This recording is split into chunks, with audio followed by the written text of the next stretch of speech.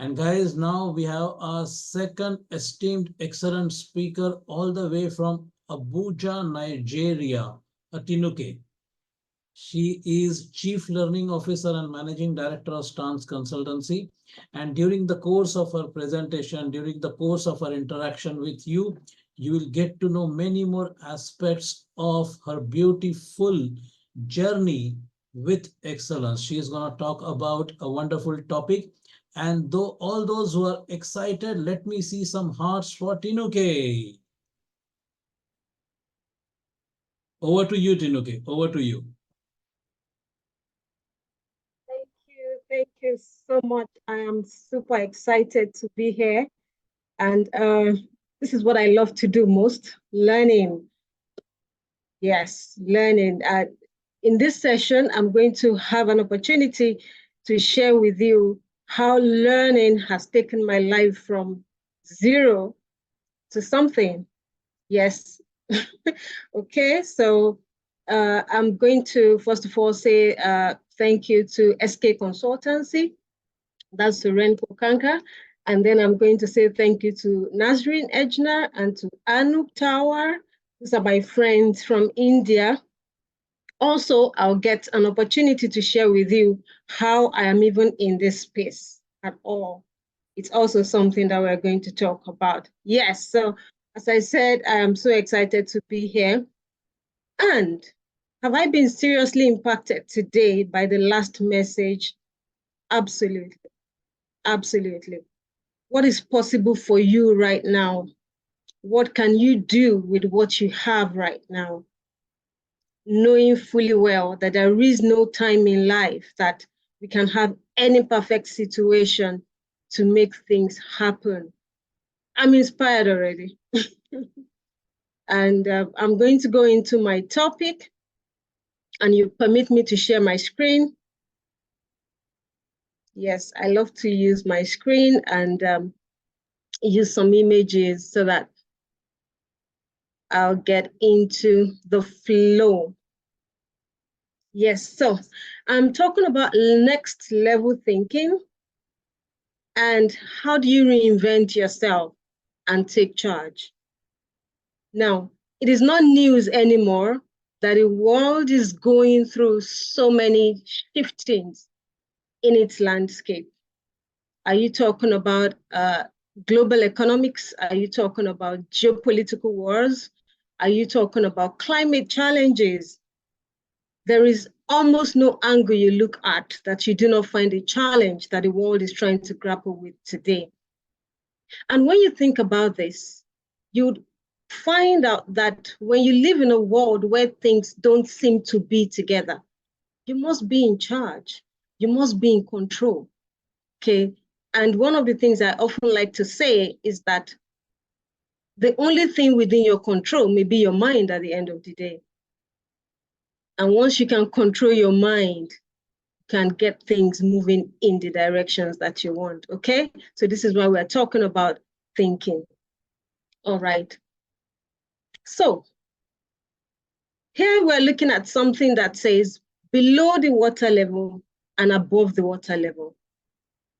When you're below the water level, really what you're doing is surviving. You're trying to make ends meet. You're not really fulfilled, okay? Sometimes you're battling with a career you may not be happy with. And sometimes you're saying, I've come this far. Should I change my career path? Or I've put in so much into this business. Should I just go on with it, even though I'm not so fulfilled in it? But I'm trying to show you here that you can thrive no matter what's going on, okay? And thriving does not happen by accident, just like excellence would not happen by accident. If you're not constantly thinking about how to take your life or your career or your business to the next level, you almost cannot make it to the next level. And this is why people get stuck on what we call status quo. Status quo would mean that you're just stuck on the same level. Nothing new is happening. You've lost your enthusiasm. And sometimes you almost don't want to get out of bed. Nobody wants to be there. Okay? So how do we thrive? As I said, next level thinking. And what's next level thinking? It is dissatisfaction with status quo. Do you know that the excellence you're clapping for right now can become obsolete just tomorrow morning? Or sometimes you've gone to invest in yourself, you've gone to take a course, maybe you spend 2 years or 3 years getting a PhD or a master's in business administration. And as you're coming out, you want to clap for yourself and say, wow, I've done something great. Yes, you have done something great.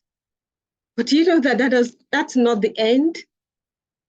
It may just be the beginning of the new things that you want to do. Because having an MBA or having a PhD in themselves do not ensure that you're going to live a fulfilled life, right? So when I say dissatisfaction with status quo, I also want to clarify that I'm not talking about discontentment here. Because some people would say, oh, if I'm never satisfied, then that means my life will just not be meaningful. That's not what I'm talking about. I'm only trying to say that the only way you can avoid getting complacent is to always think about what to do next. Okay? And that's also the only way to stay relevant. I remember walking into an office. I work as an organizational development consultant. I walked into an office and I was having a chat with some people who were trying to solve some problems. And some people said, wow, we love everything you're talking about. Our boss here used to be very intelligent. What do you think about that statement? He used to be intelligent and he's still sitting there, right? So a lot of things have happened and he has not updated himself, right? And when this happens, you cannot be relevant in your workplace. You cannot be relevant in your business space. So when you keep thinking next level, it's easier for you, as I said, to stay relevant and avoid complacency. But also, as I said, that's the way to thrive. Okay. And did I remember to tell you that thriving is not about having a perfect life? No, that's not what it's about. It's not about accumulation of wealth. It is about being fulfilled. As our last speaker said, it's about maximizing the opportunities that you have. In the next 15 minutes, in the next 20 minutes, in the next 3 days, what do you have in your hand that you can turn into something, okay, that will make you happy? All right, so let's just do a very short exercise right now. I want you to take a moment to think. Think about your career, think about your business. If you're a professional or you have a business that you run, or if you have a relationship, okay, that matters to you, what would the next level of that thing you're doing look like for you? What would it look like for you? Okay, imagine you're a medical doctor and well, yes, you've gone to school, you've graduated, you're able to attend to your patients, they're not complaining. If you do that for the next 3 years, it becomes monotonous. It gets to a point where what used to excite you suddenly doesn't excite you anymore, okay? Or sometimes you have a business, maybe you have a consultancy, and you've consulted on a certain level for about a decade. It gets to a point where you lose your joy. Okay, this thing used to excite you, but that enthusiasm suddenly is no longer there. That's a signal to you that you need to take what you're doing to another level, okay? You may even be in a relationship and maybe you're married to someone, you have a spouse, or you have some very close friends. Yes, you've been together for a long time, but within you, you know that you can take that relationship to another level where you're thinking together, visioning together. Paint a picture in your mind of what you want the next level to look like for you. When you've done that, please let me see a show of hand. Okay, if I see a show of hand, I would know that, yes, you've thought about something. After this session, we are still going to go back to these exercises, but because of time, I just want you to at least have a picture. And I'm going to come back to that picture a few slides from now. Anup, do you have a picture in your mind of what you want the next level to look like? Absolutely. That means you came with that picture to this class, Anup. You didn't form it right now. All right. Okay, so I want to believe that one way or the other, at least you've pictured something in your mind. And I will tell you something about visualization also. You know, they say that when you cannot see something happen in your mind, you almost cannot make it happen. And I told you that I was going to share with you my story of how I dreamt to have a consulting business that is well established nationally and globally recognized. That was my dream.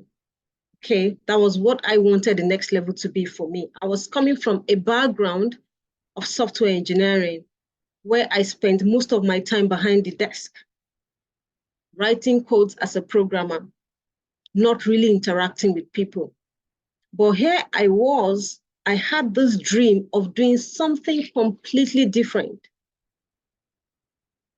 Now, one of the things I did was to cut out pictures from magazines and put on my vision board. And I kept looking at those pictures. I said, someday soon, I'm going to stand before politicians and senior executives, and I'll be training them. Ask me, what was I thinking? That was my dream. That was what I wanted to do. But I didn't have anything that looked like it. Okay, so that meant I had a journey to take. What I want to do now is to share with you what my struggles were. Do you think I struggled? As a very introverted person who was perfectly suited for the role I was in, here I wanted to stand before people and connect with people. I did struggle. Okay, so what did I struggle with? The first thing I struggled with was dressing up. I didn't like to dress up. I didn't like to make up. If I wake up in the morning and you leave me, I just want to be the way I am and have my day run itself. Right? Dressing up, as mundane as it may sound to you, was a major challenge for me. Okay? I also did not like to show up. As I told you, I didn't like to socialize. So I didn't want to be in meetings. I didn't want to find myself on the spot anywhere. How was I to grow a business? And the last thing I struggled with was speaking up. I didn't like to speak up. If I go into a meeting, I just want to be silent and stay in a corner. I didn't want to be noticed. Now, I wanted to remain who I was, yet move into my next level. How many of you are thinking that I had a lot of struggles already? Or that was really a difficult task? But I'm going to share with you 3 ideas that helped me to break out of my introverted nature and become someone who could socialize, who learned to speak confidently. If you put me in front of 1 billion people today, I would speak confidently. But that wasn't me before. And today, I love to dress up. I love to dress well, right? And also, as the owner of my company, I am the chief marketing officer of my company. I had to redefine what marketing means so I could be comfortable in it. So I'll share with you, as I said. But before we go there, let me ask you, thinking about my own struggles, I want you to take a moment and ask yourself, the next level that you pictured, are there roles you have to fit into to make that dream come true? What are the roles you have to fit into? Because the battle is between who you were before and who you have to become. And if you remain who you are, there is no going forward. Right? So the question here is, what role or what roles do you have to fit into to make your dreams come true? You identify roles and you go ahead to identify the growth path. How will you grow into that person who can sit confidently or comfortably in those roles? The easier you can do this, the faster your success will be.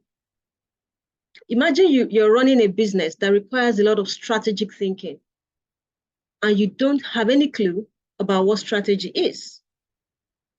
If you pick yourself and go enroll in a course that would give you a lot of knowledge in strategic thinking, suddenly you can fit into that role, and what you're doing becomes easier. Or imagine that you run a business that requires that you interface a lot with your clients and manage difficult people, and you lack emotional intelligence.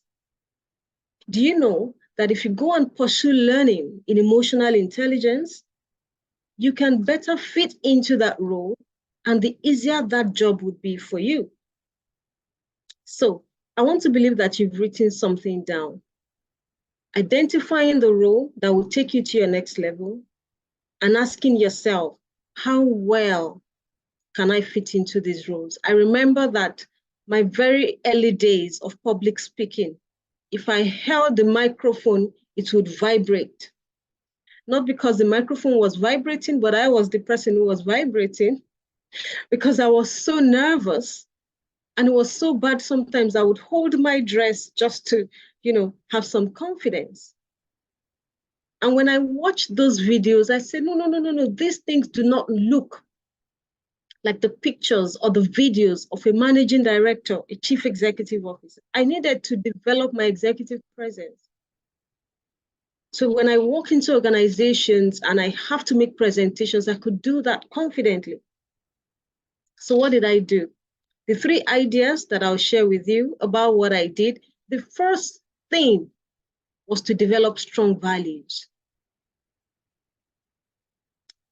Yes, we live in a very complex world, and sometimes people can have opportunities for you, but they tell you, compromise your values first before I give you this, okay? And that will make you think you're succeeding faster. So I had to settle and make up my mind. What are my values going to be? Never will I get a training opportunity and I wouldn't put the value in it, okay? No matter how much I'm paid. The moment I accept it, I put my best into it, so that excellence that we spoke about a few minutes ago can always be there. Strong values, they take you further. They give you sustainable success, okay? And also lifelong learning. This is why I appreciate SK Consultancy for what's going on here today. Lifelong learning. And then networking, connecting with people. Nobody succeeds alone. I'm going to take each of these points one after the other, minding not to take or waste your time. So when we talk about strong values, I got this from Mind Tools. It says your values are the beliefs and principles, okay, that you believe are important in the way that you live and work. They should determine your priorities and guide your decisions and the way you act towards others. When the things that you do and the way that you behave match your values, life is usually good. Now, this is thriving, okay? When you say life is good, that means, yes, you don't have a perfect life, but you're happy and satisfied with your life, okay? So take away from this place that your values should determine your priorities. If someone had just the next 6 months to live, what would they do with that time? Suddenly different priorities show up, don't they? And we don't need to have that diagnosis that gives us 6 months. You can wake up and tell yourself, what do I want to live the rest of my life doing? That helps you to get your priorities right. But let's move ahead and still talking about values and why they really matter so much. If I told you to pick an apple, which one would you pick? Can anyone choose for me? Definitely, most definitely, you're going to pick a healthy apple, because if you put this apple right here into your system, things will not go well. Now, the same way you cannot put something bad into your body system and expect things to go well, it's the same way you cannot pick bad values, okay, in your business and expect things to go well. So the first thing you want to settle is, what would be my principles? What would be my values? And it's so important that we recognize, all right, that, as I said before, how to live your life is totally within your control. You're not under any pressure. If you don't want to be, you don't have to please people. You don't have to acquire things you don't have the money for. You can wake up and decide, this is what I want to do with my life, and you get doing that. And that's what we call the power of choice. Let me share a little with you about Steve Jobs. I know we know Steve Jobs and Steve Wozniak, these two guys who founded Apple. Back in the 70s, when they were teenagers, they used to hack into people's phones, okay, in the neighborhood. They just enjoyed doing it. It wasn't legal. As a matter of fact, some of their friends who got caught went to prison. And then do you know that after some years, when they kept doing that, they said, for us to be able to do this, there is something, we have some skill, we have some expertise. Why can't we use this expertise for something good? And that was how they started to discuss on how to build, phones of themselves. And then what I'm trying to say as I'm sharing this is, it does not even matter where you're coming from. Maybe you've done things wrongly up until now. But from this moment, you can make up your mind and make that choice that, hey, I am going to put away those behaviors because I want to maximize the rest of my life and use my opportunities well. Are you gaining anything from this? I'm enjoying it, and I don't want to be selfish. I want to be sure that this is working for you as well as it is working for me. Okay? Yes, I also talked about lifelong learning. Now, if you see the picture in the background, you can see a square peg trying to fit into a round hole. A lot of times when we don't subject ourselves to learning, we don't shape up our mindset. Learning shapes you up so you can fit into your roles perfectly. And it isn't just the learning that you do when you feel like it. It is that learning that becomes a part of you. When I tell people that I learn every day, they think it's a joke. I learn every day. I must learn something new every day. It may be a quote that I've never heard before. It may be a phrase from a book, but something new must come into my mind on a daily basis. And this is what lifelong learning is. For me, in my own business, learning makes the difference. I teach at every level. My core is leadership. I teach leaders of organizations, okay? And you cannot appear before these people telling them what they already know, right? So you must learn. They have problems. You want to solve problems for them. But even if you run a small business or you're not in the knowledge world like me, learning would always make the difference for you. But let me let you know also that when you learn, it generates new thinking. Your thinking changes when you learn. Okay? Someone was asking, when was the last time you changed your mind? That can let us know if you have one at all.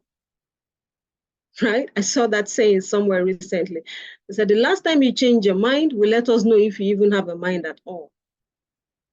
Learning generates new thinking. And what does new thinking lead to? New action. So let me share with you something that happened. Someone came to attend a course in my company on emotional intelligence. And she was having a lot of challenges with her husband, her spouse. She had a trouble listening, okay? She always wanted things to be done in her own way, and she found it difficult to reason with her husband. So when she came and we were talking about listening, one of the things I told her was the fact that when people feel understood, it changes everything. And I advised her, I said, do not go into arguments with your husband. When he's talking, listen, not just to be quiet, but to really understand his point of view. Okay?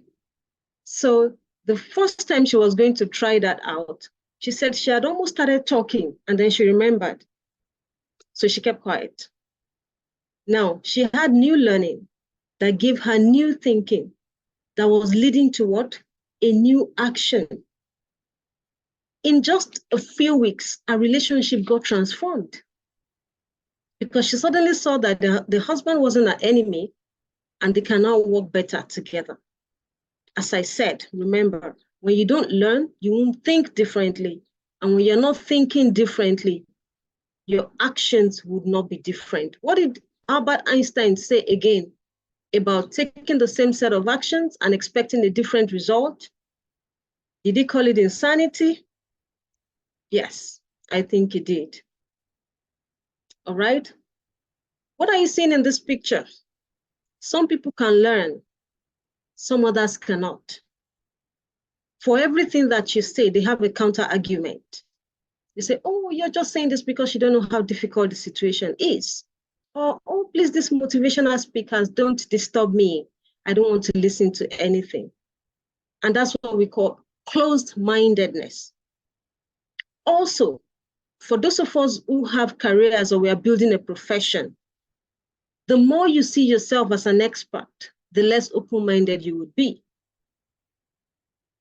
When I work in organizations and they're trying to implement change initiatives, one of the biggest challenges we often encounter are people with a lot of expertise, a lot of experience, who become stumbling blocks to the change initiatives. They know so much. We've appreciated them over the years, but it has reached a point where they need to have different and new perspectives. I hope you got something from this. This is a really very important point of view.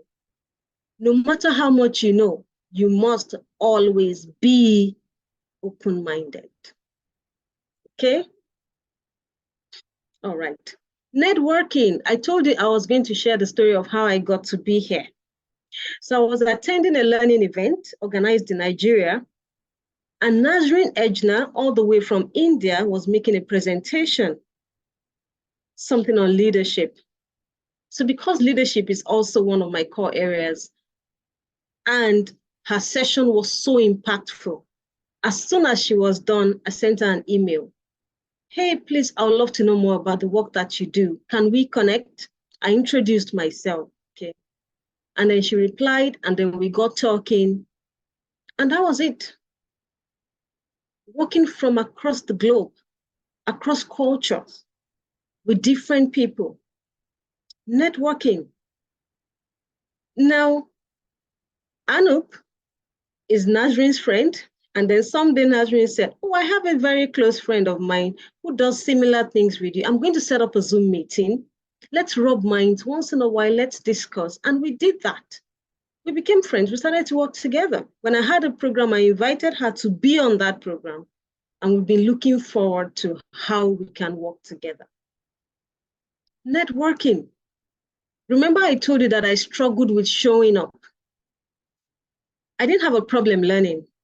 I could stay in my house all day and learn. But I stayed in this little corner of my room and nobody knew me. Nobody knew what I could do or how well I could do it.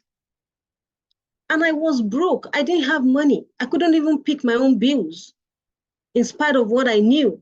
Is there any sense in that? Absolutely none. But when I started to socialize and connect with people and get into spaces where people who play my kind of role should be, I started to connect. And from that time, my bank account has not been empty. Don't ask me how much is in it, because I won't tell you. But I can tell you, yes, I'm fulfilled. and I'm thriving because I'm fulfilled. So that's networking for you. Connecting with other people, seeing things from different perspectives. Sometimes intentionally, you connect with people who see things strangely differently. So you can expand your thinking horizon. Okay? And I often say, the more relevantly connected you are, right, the easier your next level journey will get. The more relevantly, it isn't just about connecting to people, but are they of like minds? Do they do the kind of things that you're doing? Success will be faster when you connect. Now, connecting may be hard for some people. If you're coming from an introverted background like mine, you may say, this is a lot. I don't like to work with people. I don't like to partner. Yes, there may be challenges in partnering with people, but do you know that we know your maturity level by your ability to work with other people? If you can only deliver as an individual contributor, you're not as mature. But when you can work with other people, you can make greater things happen. And this is one of the things that Stephen Covey, in his book, 7 Habits of Highly Effective People, talked about. I'm sure you've read this book. It talked about the maturity continuum, how we all move from being dependent on other people to being independent. And independence is something that we celebrate. Even our countries celebrate independence. But it doesn't end there. We must learn interdependence. We're not saying you're not capable. We're not saying you cannot do it alone. But can you synergize and collaborate with other people? If you're able to do this, the journey to the next level will be easier. I'm going to round up shortly. So I'm saying connect and collaborate. And as I said before, that determines how mature you are. This is my final point, and it's the most crucial point I'm going to make today. Are you still here with me? So one of the challenges that can make us not fit into other roles would be a limited self-definition. Sometimes we have put ourselves in a box. You have narrowly defined yourself. So when you want to move to another level and you're required to play other roles, you shrink because you're not used to those things. Okay? So I'm going to ask you, okay, that when you look in the mirror, who do you see? Who do you see when you look in the mirror? Who have you told yourself that you are? Remember that the stories we tell ourselves are our limitations. If you have told yourself, oh, I'm just an introvert, I just like to do my things quietly, I don't like noise, I don't want people around me, then you're already in a box. Have you narrowly defined yourself? Okay? Are there roles you can stretch into if you allowed yourself? The people who knew me before, when they see me today talking and making presentations, they can't just believe their eyes. I say, are you sure it's the same you? Because I was too shy to even have a one-on-one conversation with people. And someone looked at me someday and said, oh, you want to have an organizational development consulting firm? I said, yes, that's what I love to do. He said, I'm sorry, you can't do it. It's not people like you who do it. He told me that based on the me that he knew, but could there be a different me? And I'm asking you that same question this morning, evening, night, anywhere you are. Could there be a different you that can fill a role, that can make a difference and make impact in our world today? I'll close with this story. I got it from a book titled Adaptive Leadership. So I'll just read out the narration, but I'm sure you get what the story is about. Ron once worked with a woman who needed crutches to move around. She had lived with the identity of cripple her whole life, a role that had left her, as well as her brother, deeply ashamed.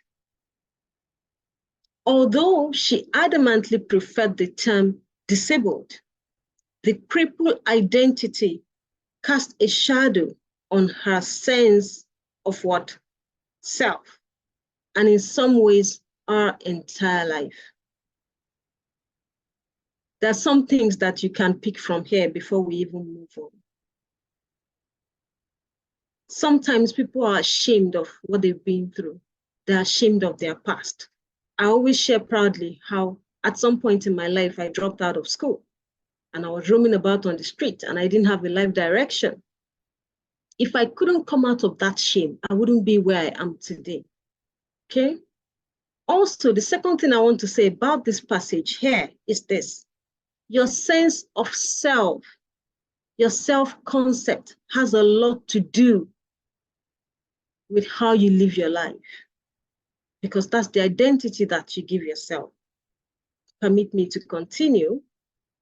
So, eventually, a considerable amount of structured self-reflection caused her to begin expanding her definition of herself to include qualities that had nothing to do with the crippled identity, such as strong woman, beautiful woman, empathetic observer, enormously competent.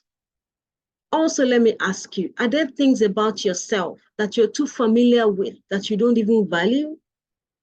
Or are you too focused on that thing that you don't have going for you? And I'll conclude on this part. As she expanded that definition, she began to see her brother's shame as his problem and not hers. This is a very high level of emotional intelligence, okay? For you to be aware that you're carrying a burden that is not yours. And seeing herself in this more complex way gave her the confidence to change careers and imagine a new set of possibilities for herself. Now, this is the biggest lesson that I want to take away from here today. Are there new possibilities for you? Could there be new possibilities for you? Are there new roles that you can stretch into? What would be your next level? And always remember that you own the narrative. And just like that woman, you can change it. I used to say, oh, I'm an introvert, I don't like to socialize, but I changed it. Okay, now I love to meet people. I removed myself from that box. So, next level thinking. What have I discussed with you today? The first thing I told you is that the next level thinking is about being dissatisfied with status quo, and that you should never get complacent.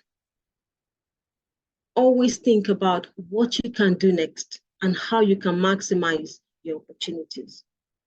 I also told you that if you don't have a picture of what that next level is, it will become really difficult. Have you seen some people who spend 5, 10, 15 years on a particular spot? It is because they don't envision themselves in another place. Okay? We have also talked about the fact that once you identify your next level, you must identify the roles that you have to fit in so that you can move into that next level.